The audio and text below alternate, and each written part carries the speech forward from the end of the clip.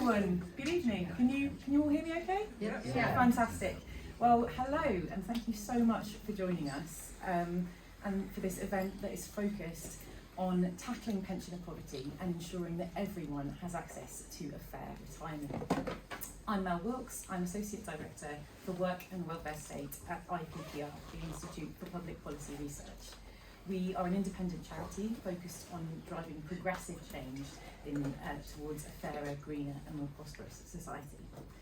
Now, we've got a fantastic panel joining us today, and I'm very excited to introduce them all. But before we do that, I'd just like to say a little bit about why we're here, about the context of this. And I can tell already that there's several people in the room that are very passionate about the issues we're going to be discussing.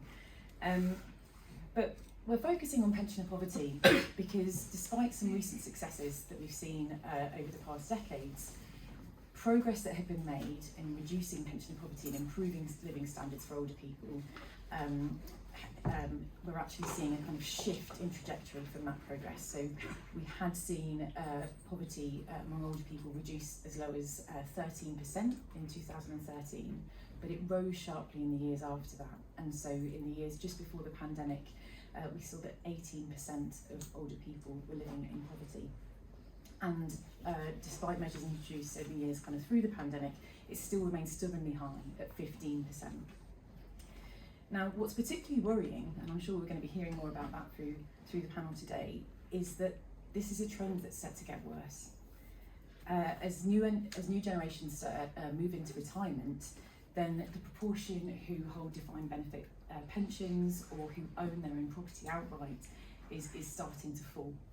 And so what that means is that we've got a growing number of people who are renting through retirement and are entering that retirement with much lower purchasing power than they'd anticipated that they were going to have. So for me, today's discussion boils down to two very fundamental questions. Firstly, it's about how do we bring the focus of policymakers, businesses and politicians to the needs and the perspectives of that 15% of older people who are living in poverty today. What steps can we take now to reduce the impacts of poverty and make sure that everybody has a kind of decent living standard through their retirement? But then secondly, we need to look ahead to the future and think about the changes that we're starting to see in society. What might we put in place today so that we're better prepared to support everybody to have a fair and decent later stage in life? Now, I'd like to start off, we're going to go through the panel. I'm really looking forward to introducing you to this panel today. Each member of the panel is going to give some opening remarks. I'll then go through a couple of questions with them, but then we'll have plenty of time for an audience Q&A. So please do, if you have any questions that spring to mind as we get into the discussion, please hold on to them because we'll have plenty of time to get to those in just a moment. Now, I'd like to start off, Wendy, with you. I'm going to hand over to Wendy Chamberlain, who is both an MP for North East Fife and as well as being Liberal Democrat spokesperson for work and pensions. Now, Wendy, I'd be really interested to hear kind of your perspective on these issues, and I know that it's a priority issue that we've been talking about both at this conference and previous large policy sessions. So could you tell us a bit about kind of what you feel the key issues are and I guess the priorities for Liberal Democrats in tackling them? Absolutely. Thank you very much, Melanie, and thanks to IPPR for having this fringe here at Lib Dem Conference. And I recognise lots of faces in the room, which I'm thinking is a good thing. We'll find out. But it's lovely to be here.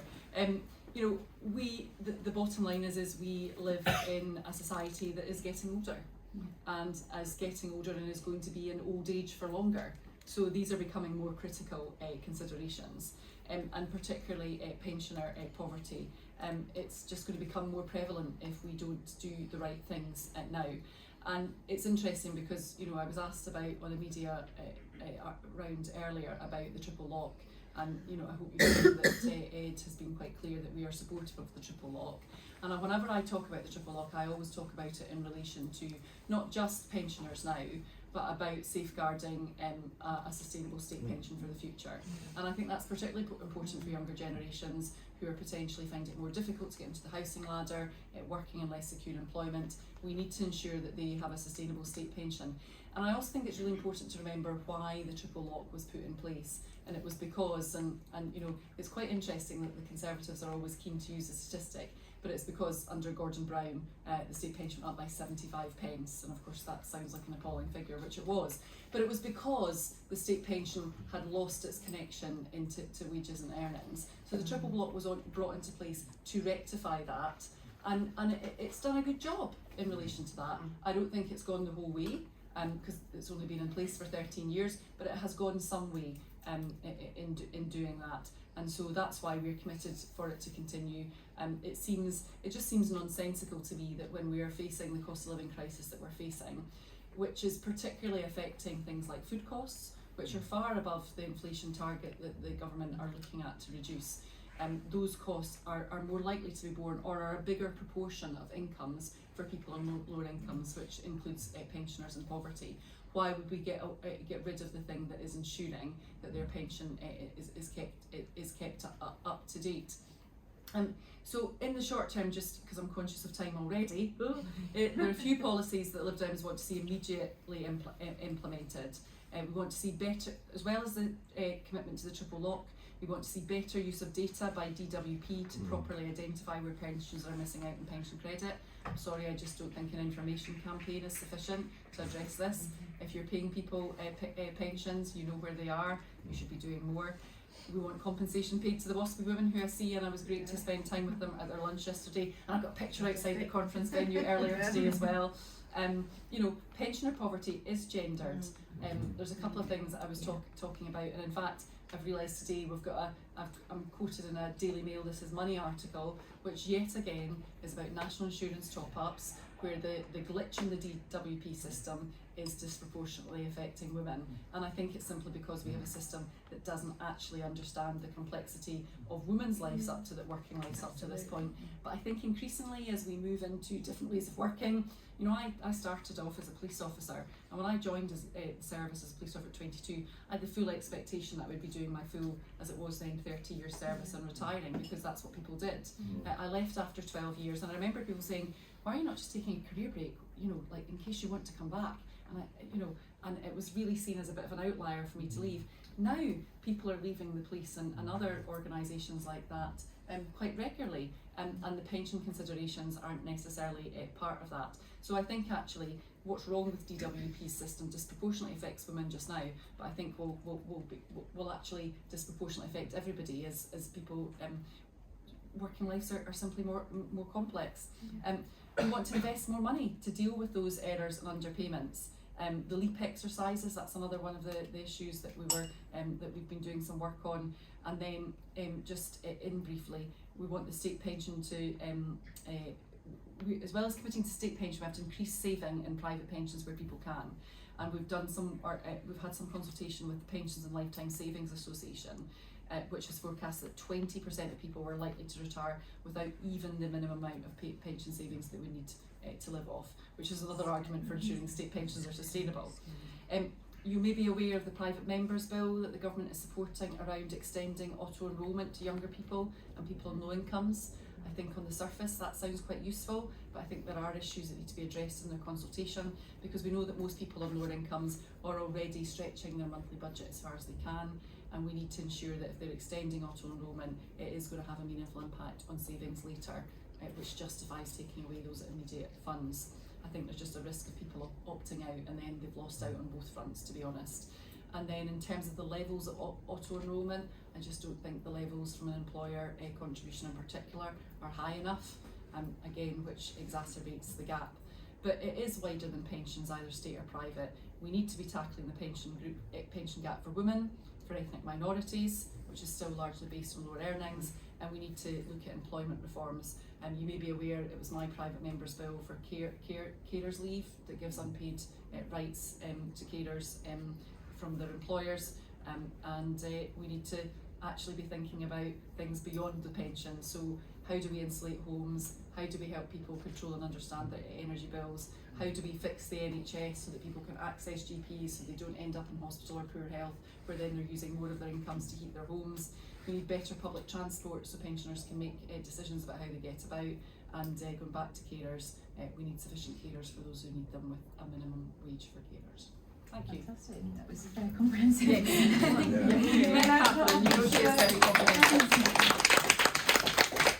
Thank you, Lindy. And I'm now going to hand over to Cathy Duplessis. Now, Cathy, you are Director of Southwark Pensioner Centre, which is run by and for pensioners. I'd be really interested to hear your perspective on pensioner poverty and how we can address the issues. Thank you. Hello everyone. I'm a little bit nervous. Can you all hear me at the back? Yes. Great, thank you. We all love you. That's very kind, thank you. So I'm just going to say a bit about who we are, who we're helping, what our challenges are, what we do, and what we've done to support older people to increase their income, and what difference it's made. So from a very local perspective. Just to say, we are 36 years old. We were born out of pensioner activism. 3 pensioner groups came together to fight on behalf of pensioner rights. And where we're based in Camberwell Green, we're at the end of Walworth Road, which is where Herbert Stead launched the campaign for the old age pension. So the centre's very much about pensioner activism and fighting for people's rights, as well as all the other nice things that we do as well. So who are we helping? So the population of Southwark is very, very diverse. 46% of black and minority ethnic people, top 15% for deprivation, top 6 for pensioner poverty. So that makes quite a difference. Our constitution, basically, one of the key tenets in our constitution is the relief of poverty among older people. During the pandemic and post the pandemic and the cost of living crisis, what we know from statistics that have been produced is that 46% of black residents in Southwark experience food insecurity compared to 9% of white residents. So as Wendy said earlier, pensioner poverty in terms of women and minority ethnic groups, quite substantial. We know that our role, and Wendy talked about it, is to try and help improve people's health and well-being. And for a lot of our members, we know 40% of older people live alone in Southwark. So that means we see ourselves as connecting them, helping them to reach and be connected to communities. Just to say as well, in terms of life expectancy in Southwark is much closer to the national average for women, but there are deep pockets where it's very different. So the area where we're based in Camberwell Green, the life expectancy for men is 78.9 years, compared to Dulwich, which is a lovely leafy part of the borough, and it's 86 years. So it's quite a substantial difference, postcode lottery. And in terms of healthy life expectancy, so it's actually in Camberwell Green, it's 51.9 years for men. So that's quite significant then in terms of preparing for retirement. And what we know, and independent age records show it as well, is that some people have gone from being quite poor people to quite poor pensioners. And that healthy life expectancy, I've not quite understood why it's so different, but it is. What are the challenges? So you'll know them as much as us. And my take on the work that we do is that older people are great at managing their finances. Absolutely great. You know, we work with a lot of people and they're brilliant at it, but the speed and extent of rising prices has really challenged them in terms of managing those budgets. And it's undone many budgets and energy costs. At one stage last October, I realised that some prices had risen 178%. Now, you prepare for and plan for your retirement, how can you cope with an increases that's huge as that? And you'll know, fixed income, very little scope to increase your income. I had a lady who's 70 years old, retired at 60. Absolutely, last autumn she was saying, I'm going to have to go back to work to manage my rise at my energy costs. So that's the kind of context that we work with. And absolutely, this phrase that we heard in the 80s and 90s, heating not eating, has become more prevalent now. One of the things that's a challenge, we have a computer suite, so we're able to help older people learn how to get online and how to get good discounts and things.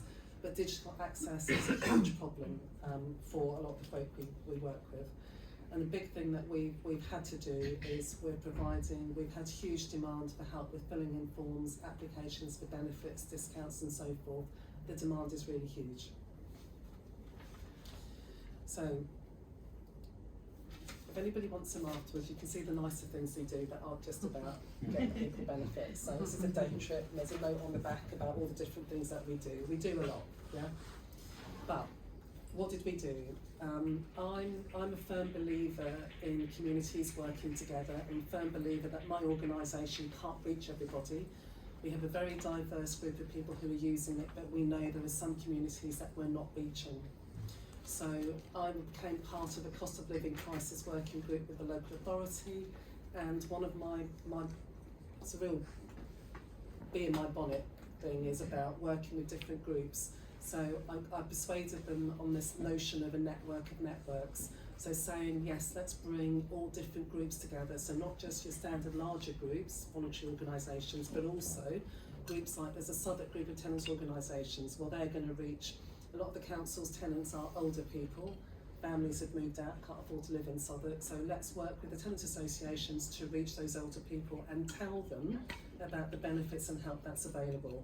Let's work with Community Southwark. I used to chair the Older People's Network, so worked with other smaller grassroots organisations.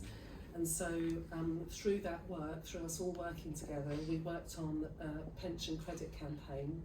So Southwark, it's interesting, Wendy, what you were saying about data. So Southwark has done a massive data sweep, and it identified there were probably about 4,000 people who were eligible for pension credit who hadn't applied for it. Now me, that's like, yeah, let's get them on pension credit, let's get them on pension credit. So I had to kind of persuade some of our partners who were like, well, we just want to do the day trips and the nice things. Oh, we need to reach out to people. So through that campaign work, and that was through newsletters, through face-to-face conversations, the result of the campaign last year was that we got 700 more people onto pension credit. And for me, it's a big challenge. So we knew that that meant for people last year, they'd get an extra pensioners would get an extra £900 of income to tide them through the energy crisis. So that's 700 more people who got £900 more to see them through the cost of living crisis. Yeah. We also became part of a community referrers scheme.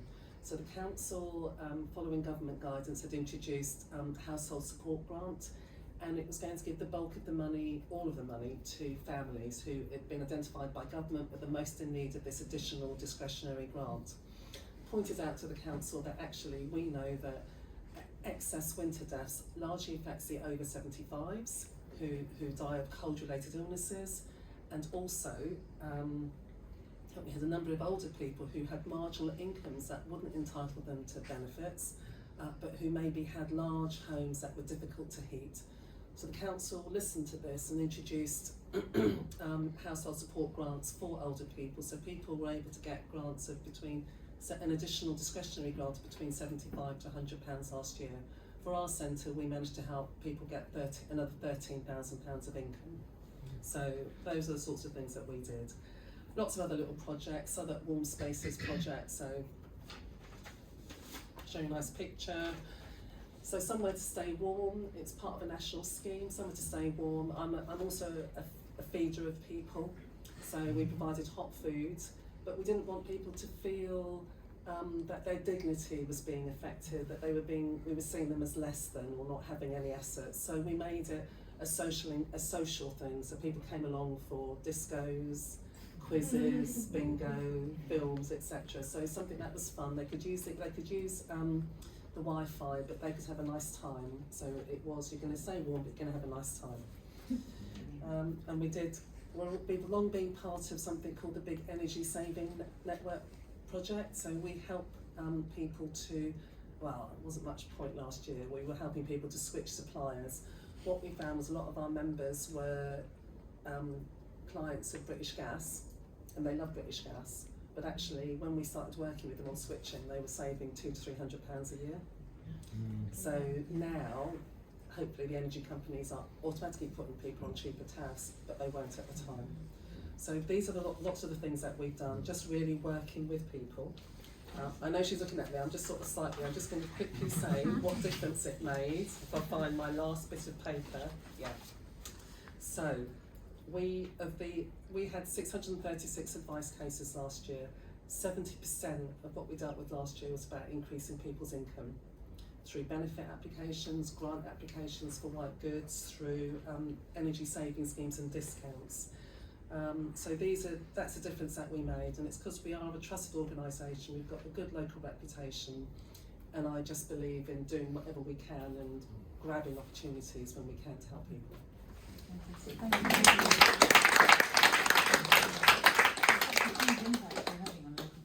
It's fantastic to hear. Now, we heard a lot there about the extra costs that all of us, but particularly older people that are struggling with poverty at the moment are facing. So Martin, I'd like to come to you now. Martin Kopak is Director of Fair by Design, an organisation focused on tackling the poverty premium. So Martin, perhaps you could, I imagine, say a little bit about the kind of costs that people living in poverty face. Absolutely. And how these issues are playing out at the moment. Thank you. Do I get a we love you? We We used to work together. Thank you very much. Okay, yes, so Martin Kopak, Fair by Design, we exist to eliminate the poverty premium, the extra costs poorer people pay for essential services. So we work mainly across 4 main areas: energy, insurance, credit, and payments, because even the way you pay for things can be more costly. Yeah. So, at the end of the day, there's 2 ways to tackle poverty. You either increase income or you tackle costs. But we all know the very oldest amongst us often have very limited options when it comes to increasing income. The only way is to cut back on the essentials, those things that none of us can do without. Especially, the only thing is there's a real limit. They're essential for a reason. Essential services, we cannot do without them. But the big thing is, the poorer you are, the more they cost. To help bring this to life, I want to talk about Barbara. She turned 75, just turned 75. She lives in a village and relies mostly on a state pension. She lives on her own after losing husband Jeff a few years ago and doesn't have any kids. She pays £200 more a year for paying for her energy by receipt of bill. And she does this because her and Jeff always needed to know how much was in their account before it went out. And they couldn't use direct debits. £200 a year for paying by bill. She doesn't like driving but needs a car because she can't walk that far, and public transport is pretty non-existent. She pays £300 more for her car insurance than her sister in the next village, which is really frustrating because because she just cannot afford to move to a nicer area. And she can't afford to pay for this car insurance all in one go, so she has to pay monthly. That's another £100 on top of the £300 for paying monthly, even though the insurer can stop the insurance the very month she may default on that. So no real risk to the insurer. She also pays more to shop for things because she finds cash so much easier to budget with, but her local ATM costs her £1.75 each time she takes cash out. Lately, her pension hasn't been enough to cover the basics, so she's taken out a loan, but she couldn't get a mainstream loan, so she went to a higher cost lender, and that cost her an extra £245. You can see this adding up. Our research with Bristol University showed for the very first time the economic impact of the poverty premium at a regional level, but also at a constituency level. And I do have the facts and figures for your constituency later on. Brilliant but depressing, but I got rural constituency, so I can imagine. Just some key highlights, or headlines even, from this research. 1 in 8 British households experienced at least one of these poverty premiums. The cost of the poverty premium to a typical parliamentary constituency is £4.5 million, which could be going to the pockets of the very poorest in society without often extra treasury money. This equated to over £430 per year for a low-income household, equivalent to nearly 10 weeks extra groceries. And it equated to a national cost of a poverty premium across Britain of £2.8 billion. Now, we've got an interactive map on our website. It's really cool, and people really like it, and MPs tend to like it, because you can go to your own constituency and look at how much is being lost in the poverty premium, but also by type of premium for your constituency. Now, we've got a manifesto. Thankfully, Morgan and the team at Infinite Aid have allowed me to leave our manifesto outside. In that manifesto, we've consulted with people with lived experience of poverty. We've got a range of asks. Almost all of them are treasury neutral, so should be very attractive to the Liberal Party, Yes. I would have thought. Introducing a new energy social tariff with data matching, so it's opt-out, not opt-in, but importantly, linking to HMRC data, not just DWP data. Which is a huge challenge. I know it's a huge challenge, but if we're not, if every time to invest in it, and DWP don't talk they don't talk together, but the powers are there, I believe. There's no investment. We need to make sure that people are just hovering above the benefits level also get access to social tariffs. We want energy companies to stop charging more for people who pay by energy by receipt of bill. We want the Financial Conduct Authority to investigate the insurance market and look at how pricing has led to poverty premiums, so we know how to tackle this. We want to make the FCA to stop car insurance companies charging more if you pay monthly, because there's no risk to that insurance company. We want to see an expanding of the no interest loans pilot that we've been working on with Fair for All Finance. I can talk about that later. We want to see the introduction of a new Fair Banking Act, again, no new Treasury money, to expand affordable credit, basically by requiring lenders to be more transparent in their lending and requiring a better spread of credit lending. And also to require utility companies to simply allow people to use different payment methods and not be penalised for it. There's new technology out there which allows people to pay for their bills when they have money in their account. So it's a no-brainer for people on 0-hour contracts or people really struggling on a state pension, don't have the money in it at the right times of the day, of the month. Thank you.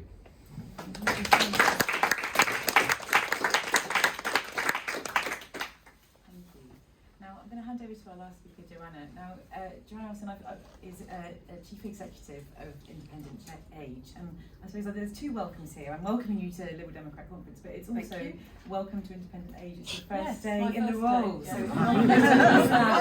to cause that Joanna's actually joined us on day one. So huge thank you for being here. And so I guess just to round up our comments, it would be really valuable to hear about, I know Independent Age has just put out some new research, so it would be really valuable to hear about the kind of key findings. What are you learning about older people's experiences of poverty at the moment? Yeah, great, thank you very much. It's wonderful to be here. I've had an absolutely fabulous first day. What a lovely place to be. Some great conversations, a walk along the seafront, and even an ice cream with Martin. A lovely bunch. So I applied for this job because I've worked around poverty and financial inclusion for a long time, and I was really shocked to find that, you know, we are, aren't we, the 6th richest country in the world, and yet there are at least 2 million people, pensioners, who are living below the poverty line, and probably another million hovering just above it. That's an absolute scandal, isn't it? And I think together we need to do something about it. And I know from my previous role, I was running a charity called Money Advice Trust, which runs 2 helplines, National Debtline and Business Debtline. So I really know about the pernicious impact of money worries on people's lives. It's not just about the money, is it? It affects their family life, their physical health, their mental health, and much else besides. So I think there's a lot we need to do together. I'm conscious that I've got a lot to learn. It is day one, and I've learned a lot already from what I've heard from all of you. I'd love Kathy to come and see you in Southwark. It sounds absolutely amazing, some of the things that you're doing there. I was struck in reading the recent research, and a lot of this has been called out already. So we've talked about those 2 million people and more. Of course, the bit that perhaps I hadn't really focused on was the particular groups of people that are hardest hit, and we have, you've all called out some of those. So single people, private renters, women, people from ethnic minority groups, carers, and those with long-term conditions or disability. And of course there are intersectionalities between all of those, and you know, you'll all know about those. So I could give you lots of statistics and stories, but actually you can read those for yourselves, and there is some really good literature out there. Of course I've lost it now. There's this very good little booklet, which I did have to hand, but anyway, it's here somewhere. Here it is, there we are. The Hidden 2 Million, and that tells you the stories and statistics, so I would recommend that to you. And I guess I'd rather spend the time talking about what we can do about it. But let me just make one point about broader implications, because as we've said, it's more than just about money, isn't it? So older people are obviously an important part of the fabric of family life and of our society, and we need to celebrate that and make sure that they are able to shine in those roles. So I was really sad to read this little story, which you will read in here, from someone called Linda. She said, "I love to have my grandchildren for supper, and before now I'd say they could come a couple of nights a week. Now I have to think maybe once a fortnight, and I'll feed them and just have coffee myself." So you think about the impact, not just on Linda, that's heartbreaking, isn't it? But on her family and on her community and all the people who those lives touch. And I just think we've got to do something about that. We're almost out of time, but just let me call out the key things that we think would make a difference. So ensuring those facing hardship can access the money they're entitled to. It kind of sounds obvious, and you know, you've all talked about it and you're doing amazing things in Southwark to make it happen, Kathy, but pension credit is an entitlement. It's not some kind of extra. How do we make sure, using data, using campaigns, whatever way, that people who are entitled to it actually get it? There's a lot we could do together there. Costs, Martin has talked about. As you say, for people on fixed incomes, that's the only way really. They're not going to be able to increase their income. So that work, and we would love to work with you and others on tackling that. Improving the situation for private renters. So again, if you're on a fixed income and your rent goes up significantly, what on earth do you do about that? It must be so worrying for people who are in that situation, and there are some things we think need to happen there. There's clearly the Renters Reform Act. We think there are things, some amendments that need to happen to that, but by and large it needs to be passed and implemented. Forward. Yeah, exactly, it needs to happen. And then finally, it would be about hearing people's voice. I think we've heard a little bit about it today. I was struck by a quote I heard from a woman called Michaela. So Michaela said, "I think it's absolutely crucial that people's voices are heard, particularly the older generations, as we've been brought up not to make a fuss, when actually we've got to." And I think we need to hear that voice, so we've been calling for an older person's commissioner in England, as they have in Wales and Northern Ireland, someone who can articulate, who can really let that voice be heard and therefore help change to happen. That's probably enough. Thank you.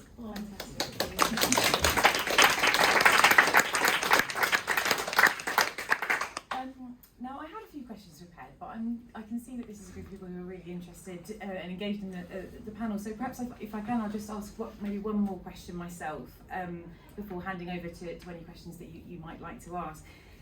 This morning, some new research came out from Joseph Rowntree Foundation, and it was new analysis focused on the dynamism of poverty. Lots of us think about there are people living in poverty and there are people who aren't.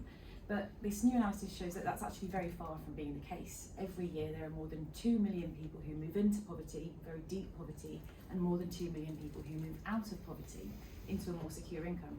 And there's lots we can take from that.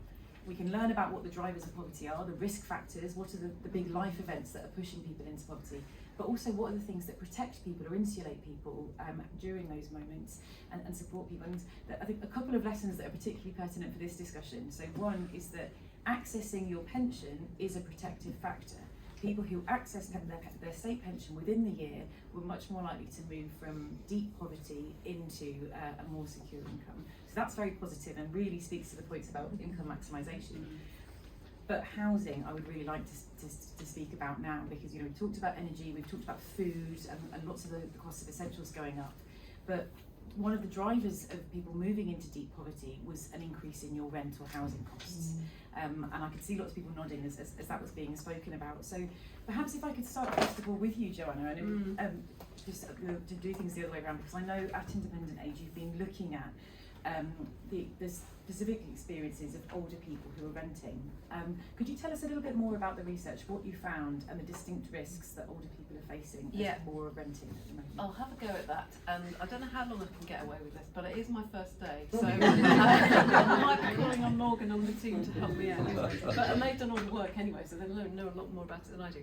But what I was struck by reading, so this report, Hidden Renters, just come out, I was struck by the fact that the proportion of older households, so that's where someone in the household is 65 or older, who are renting from the council, has fallen by a half from 16% in 2001 to 8% in 2021. That is a massive drop, isn't it?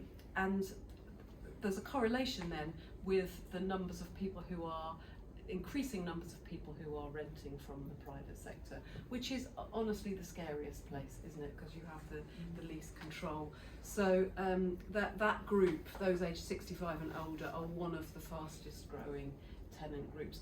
And you know, we hear from those people what you would expect, which is they are going without heating, they are going without eating, they are going out all kinds of things in order to afford their rent, or not even afford their rent. So that's what struck me. But Morgan, I'm sure you will have more to say. I think, yeah, only to add, if it's helpful for the room, the people that we interviewed talked about local housing allowance not covering the rent, which obviously is a huge problem. Local housing allowance is a benefit which minimum should cover the cheapest 30% of properties in an area. It doesn't touch the sides at the moment. And they also spoke about the huge anxiety they feel around being evicted for no reason with no notice.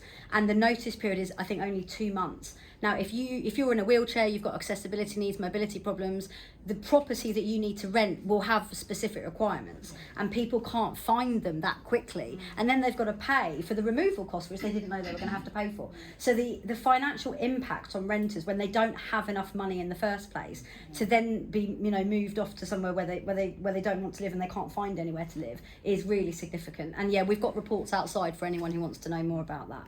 Thank you. Thanks, Morgan. I just wanted to shine a spotlight on that because between the recent research and the analysis about this morning, it clearly is such a pertinent issue.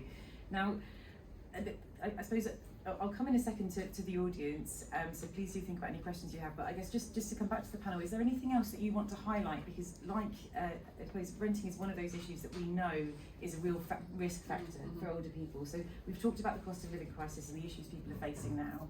Are there other things that you're worried about that might be a greater issue as next generations move into their time? Yeah, just to build on that point slightly, because I think renting creates an issue often where, you know, people aren't then in control of updating the equipment, etc. in their house. So very interestingly, obviously, we have seen an increase in casework in my constituency in relation to energy costs because of the increases. But actually, part of it was really poor service from energy companies. Right. So, you know, Martin, really struck me when you were when you were speaking in terms of those people who are managing costs or paying on a monthly basis. Now, smart meters are supposed to help people to manage their budgets so that people know what they're spending.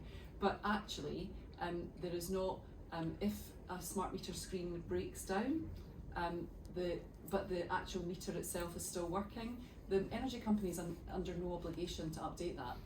So, despite the fact that it's supposed to help people keep control of their finances, they're expected to just continue with that broken system, and it creates a great deal of anxiety because for older constituents in particular, because you know it's already new technology and that's not what they were used to having, and they just used to read the meter and what does this mean. So I'm conscious of that, and then the other piece is obviously around there's a disabled premium as well. Disability premium, which just makes it more likely for poverty. The other bit I just wanted to mention is you know the food inflation aspect. Yeah.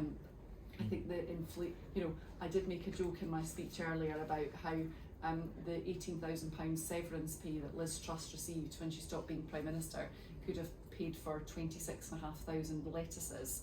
But we all know it could have paid for more lettuces last year because obviously food inflation has increased. But I think that is, you know, for people with lower incomes, there is absolutely no doubt that you know more of their costs are taken up, their outgoings are taken up by that. And the final point, just about pensioner credit, is I think there is just this bit where people think that they don't qualify, or they suspect that they don't qualify, so they just don't apply. And I have the conversation so many times with constituents where I say, even if you don't know, apply, and even if it's 50 pence, there's all the passported benefits you get as well, including the free TV licences, etc. So in terms of making up that gap, pension credit is just so critical. Yeah, I do. So my background's housing, so I maintain an interest in it. And I think there is a dearth of suitable housing for older people in the country as a whole. I think there's a huge problem around people living in homes that are unsuitable for them and not being able to move to smaller housing. Last year the local authority changed its plan, and it said in each of the area plans the neighbourhood plans, that it would allow for the building of extra care housing.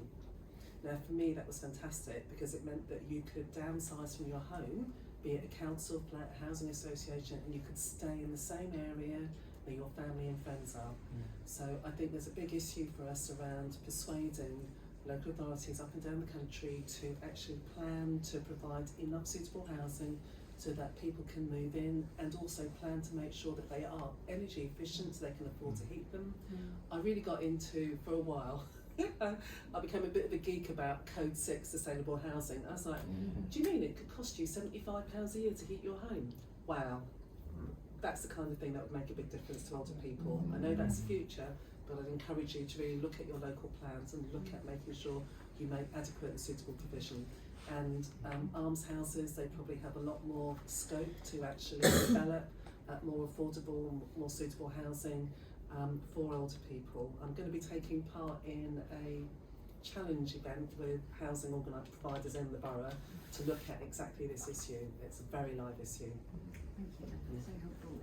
So we've got some microphones here, so if you've got a question, please do put your hand up. And then Martin, can I just come to you as Holly is looking at who to... Is there anything you want to add? Just on that point, it's completely fine if not, because we've got plenty of questions in the room. Let's open to the floor because Yeah? they look like they are very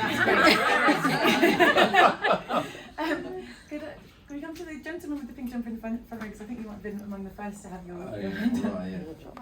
Would you mind using the microphone? Oh, of course, yes. Good. I'm a death advisor with a charity, and I mean, debt discovery is a shocking experience for us virtually every week these days. The number of people who move from employment to retirement but carry the debts into retirement and they've got no hope of paying them. It's accumulated debt.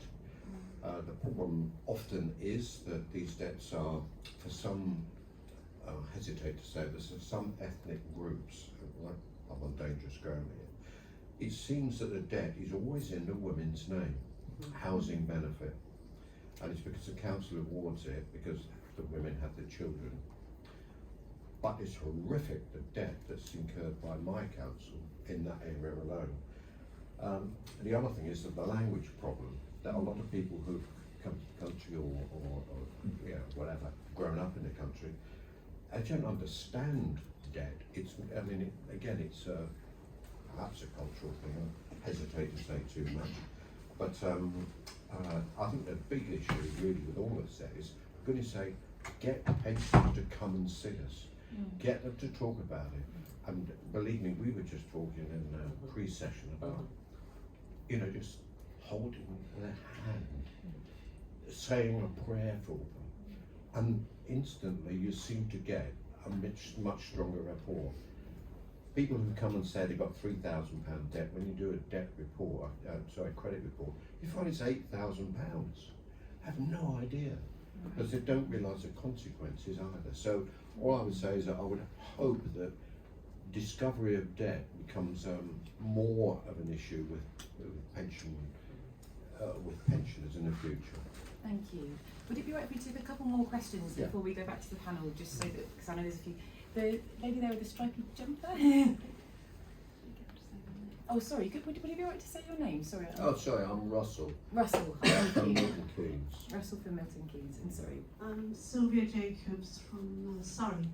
Having taken over responsibility for numerous relatives' finances, from being a receiver, court of protection, power of attorney, and also as an executor many times, it's only after the person's died that you've really found out what they're actually doing. And one of the things I would like to see tackled, which hasn't really been mentioned, and I don't know how you would, whether there's some big insurance protection sort of bureau or anything you could approach, but mis-selling of insurance policies. One of the ladies that we most recently dealt with her estate, she was desperately worried about money. She started trying to cash in her savings. She was trying to sell things, and it was completely unnecessary. And what we found was going out of her bank, she'd taken out a policy, so everything she was sold, she, like a television, a Hoover, a fridge. She'd been sold a ridiculous policy where she was paying out, like, you know, within a couple of years she would have paid for the whole equipment. And I don't know how, but with elderly people who haven't got much money, that is a disaster. Okay, thank you. And perhaps the person next to you then. Hi, Wendy Taylor from Newcastle. I wanted to mention the Health Through Warmth scheme. I don't know if people know about it, but I was actually stunned when I read the results of this. It's simply giving people a grant towards their energy costs if they have a chronic illness. And the result is that they end up not going into hospital, not having to see their GP, and saving money. And it's something my local area have taken over. And I just wondered how widespread it was and whether it's something that should be a nationwide scheme. Fantastic, thank you. If we start with those three then, Martin, could I come to you to start with that question? Perhaps, well certainly, I imagine Sylvia's question there about mis-selling insurance products, I wonder if you might have a view on that. But then we also had points on the health rewards scheme, and then whether there are any of those issues around debt discovery you wanted to touch on. Well, I am a recovering regulator, so I'll have a go at the insurance one first of all. So absolutely single item insurance. I've got to confess, when I was a young lad many years ago in Llandudno, I used to sell they used to try to get me to sell single item insurance when I was at Iceland. Absolute rip off. You know, it's sort of like it was 70 quid for the microwave and something crazy like 40 quid for the insurance. Don't quote me on that, Iceland. But I believe this is now prime territory, single item insurance, for something which has just been brought in by the financial regulator called the new consumer duty. And the FCA now has to, it's saying to firms they have to prove fair value of a product. And the same way that we believe at Fair by Design, there is now an imperative that the FCA can tackle things like monthly payments, paying monthly, and what is the value to the customer of that, or is it not true value because actually it's obviously a rip-off. So I think those two things are in the eyes of the regulator, but as ever, always in a constant to and fro with the regulator, say this is a priority over something else. But that's the sort of stuff that Fair by Design we are pushing for the new consumer duty to tackle. The other thing I just wanted to mention was the health reward scheme. Sounds great, but I think for me though, the cost of living crisis, consumer organisations keep being asked, what's your take on the cost of living? But at the end of the day, it's the same systemic issues we've been having for 20 years. It's just more people are experiencing it. And really, it's like getting to the heart of these issues. And I do worry a little bit, hopefully things will get better. But those people have always been poor, and will they be forgotten? For me, there's something here around, as a state, of all different governments, we have actually said to individuals, look after yourself and your family, save, look to the market for your retirement, look to the market to save for a rainy day, look to the market to ensure you and your family, look to the market even to use the best payment way to pay for things without being charged. What if the market doesn't want you? Yeah. And at the end of the day, some customers are just not that desirable for firms. So we need checks and balances in here. How do we address those people that the market doesn't want because they're seen as a higher risk or too costly to serve? And unfortunately for MPs, it's really a difficult one. It's about cross-subsidisation, either within the state or within the market. It's not sexy, but unless we tackle that, we have a hodgepodge of different things. Health rewards, brilliant, but why do we need all this? You have to know about it to go into.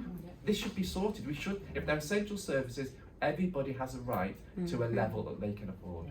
Thank you, Martin. I mean, Wendy, would you like to come in on that? How do we think about just this? I mean, it's interesting because obviously you think about things like having a social tariff for a different range of essential services. Where I'd absolutely agree with Martin is around the issue of real hodgepodge, and it's not just been in terms of cost of living. If I think about energy cost of living, particularly in a constituency like mine in North East Fife, a lot of people who are off grid, and the support just took far too long to come because the situation was very complex. But when I think about those kind of issues, it just again, COVID is the other one. I had just first been elected obviously in the December 2019, and by the March I was literally handing my newly employed caseworkers laptops saying, I don't know when I'll see you in person. And you know, people were coming to us in desperation because they didn't understand the schemes, they didn't know where they were coming from. I'm co-chair, or well, not co-chair, I'm chair of the APPG for Ending Need for Food Banks. Trust.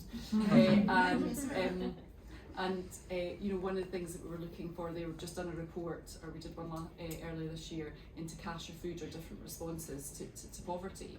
And the reality is insufficiency of income is at the heart of it. No matter, you know, the different complexities that you look at, and that's what we've got to address. The other thing I just picked up in terms of the questions, health reward scheme I've not heard of. I'm assuming it's an England only thing, or it's a local authority thing, so I'll go and find out some more about it and ensure that the MPs are aware. But the other thing I was thinking of was just that general bit around access to services generally, and I think this is one of the things where closures of banks, of post offices has a real problem, because when we're talking about poverty, we're actually also talking about issues like social isolation, you know, poverty of connections that help you to know where to go for help and support. And Martin, you mentioned sort of FCA powers. There has been the new legislation passed recently that will make the banking hub pilots legislatively binding. But you know, it does still feel to me that banks are the sort of, you know, when you meet them on an individual basis and they're closing a bank, you get it. But what they are not, up until this point, not being required to think about is the desert that they are creating in terms of those loss of services. And post offices, simply put, people do not get paid enough money to run post offices, and so as a result, you know, we lost the Spar shops, which, do you have Spars elsewhere? Yeah, okay, that's fine. Where basically 4 post offices in North East 5 closed in quite rural places, because basically it was more cost effective to the Spar to put a Costa coffee machine in than have a post office counter, you know, and that's not just in terms of the cost of services, but also simply because post office services, we're a parcel nation now, aren't we? So clogging up the back of the shop is not something that they wanted either. So those are really essential services which I think are particularly important for older people. Could I come in on a couple of things? So, really nice to meet you, Russell. And yeah, I had a great advisor called Lydia, who's very much a Christian, and she would literally recognise that older people in debt or struggling with benefits needed some emotional support, so you could build a relationship in order to get to what was actually really going on with them. Yeah. And actually what we also know is that culturally, it's interesting what you were saying about who's got the debt. So that's partly an issue about understanding of the benefit system or the debt system, and partly also in terms of cultural awareness. So one of the things I did was took a group of Somali women down to Margate for the day, minibus. I still remain shocked. I realised they basically come, and because of the culture, in their homes all the time, had never been in a car because did not know how to put on seatbelts.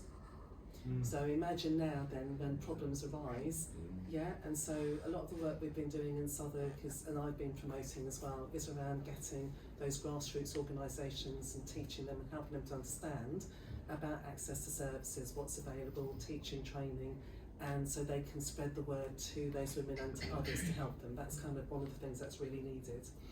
I also wanted just to talk about this mis-selling of insurance products, really shocking.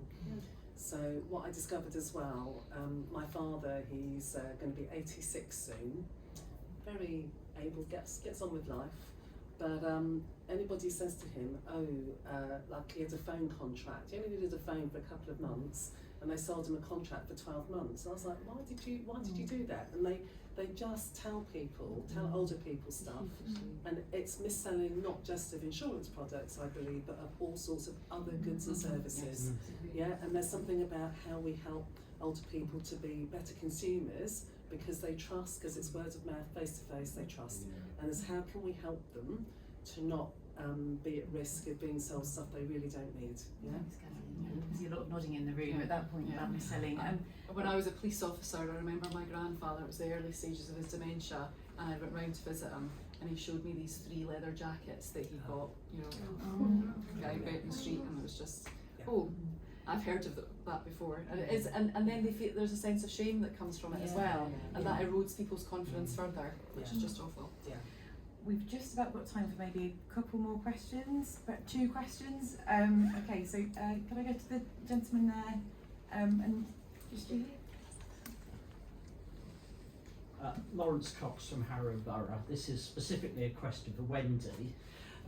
Back in 2003, the party set up a pensions working party, amongst which had Steve Webb before he was pensions minister, and also Ros Altman before she was a baroness.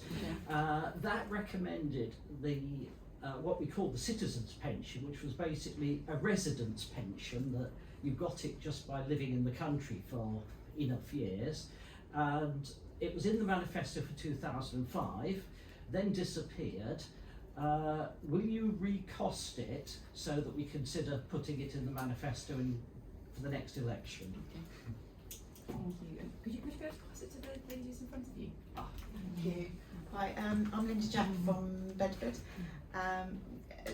Just to mention, because I know my WASPI mates are here, obviously WASPI women are particularly affected by pension poverty for a lot of reasons. So there's a couple of things I particularly wanted to pick up.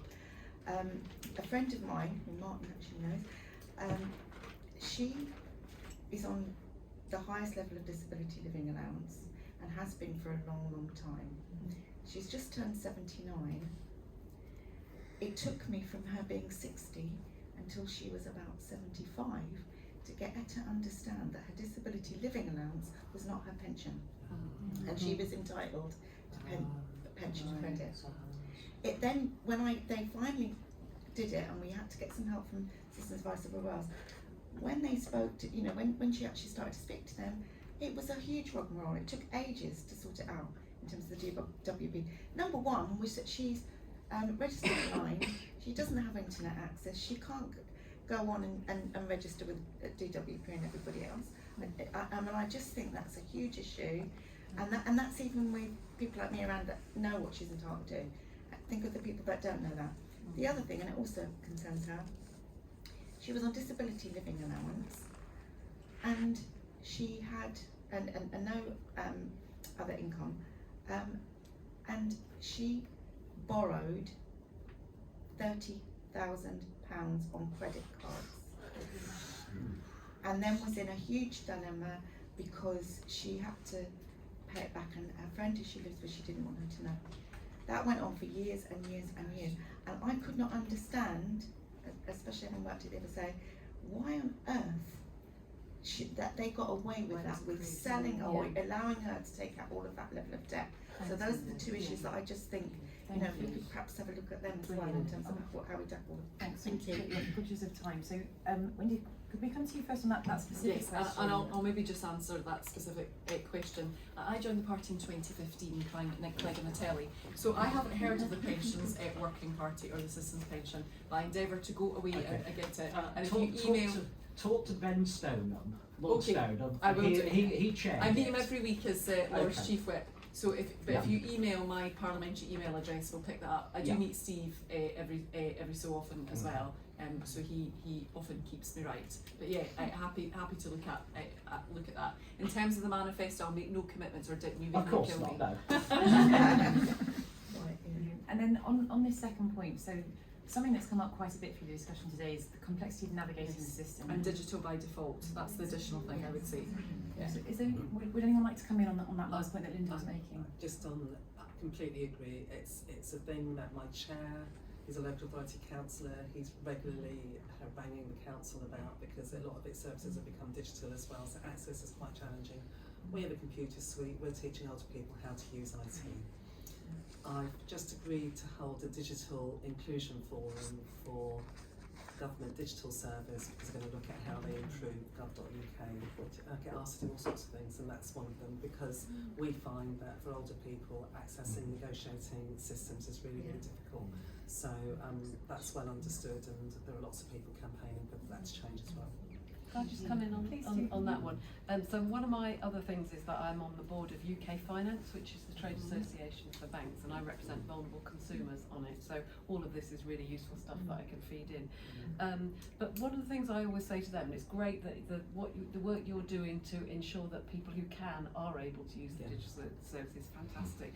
But what I always say to the banks is, you know, there's a responsibility, isn't there? As things become more complex, so they're benefiting from the fact that most of us actually live our lives online, and they're making quite significant savings from that. And therefore they've got a responsibility to ensure that for those people who can't, and will always be, Not just the people banks, who not can't, just the banks. not just the banks, Yeah. but that's where I've maybe got a little bit of locus. There is a responsibility to ensure that there is something that works for them.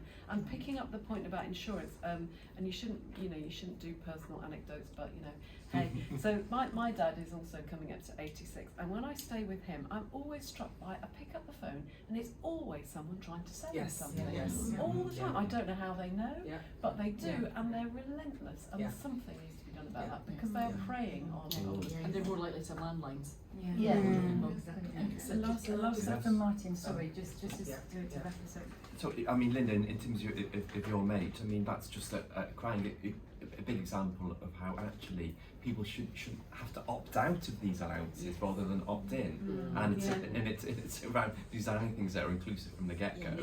And actually, with the people who are out there who need to use them, I want to make a plug for a really good piece of inclusive design. It's an inclusive design toolkit which we did with Money Advice Trust when Joanna was there, and it's actually given as an example of good practice for people who create essential services about how do you include people not like us in the design of essential services. What's interesting though is the FCA says to firms this is an example that you can turn to, but doesn't use the toolkit for regulators, which is quite interesting. Although Ofgem works with us on it too. So that's on the Fair by Design website, and it's all around let's make those services inclusive to everybody. So when Joanna's talking to people on UK Finance, it's those people on the margins that are continually cut out. They should be part of the process of all designing the future for government departments. Fantastic. Thank you, Martin. Now, I'm conscious we are right up against the end of this session, so I'm not going to take very much time here in bringing us to a close, but what I will say is just a huge thank you to all of our panellists. Thank you, Kathy, thank you, Wendy, thank you, Joanna, and thank you, Martin. It's been a really, really valuable session. Some takeaways from my perspective. I mean, we've heard here that poverty is having a very deep impact for older people through their retirement, but also that those impacts aren't felt equally. This is a gendered issue, but also it is playing into inequalities that already exist in society and making them much worse. It's also not new, and Martin, you talked about there's a challenge when we talk about the cost of living crisis. There are lots of people that are being pulled into poverty today, but these are entrenched issues, and a big part of what we've heard about today is, on the one hand, market failures. Mis-selling, markets that aren't providing for everybody who needs it, and then also fundamental issues with our social security system. For goodness sake, if you know somebody who might be eligible for a pension, tell them about it, because clearly access to pensions is so important. But I'd like to, if we could all just take a moment to thank our panellists for their fantastic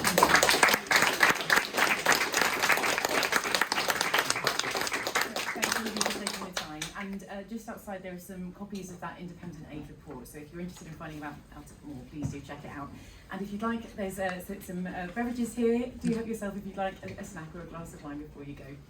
Thanks very much. Thanks everybody.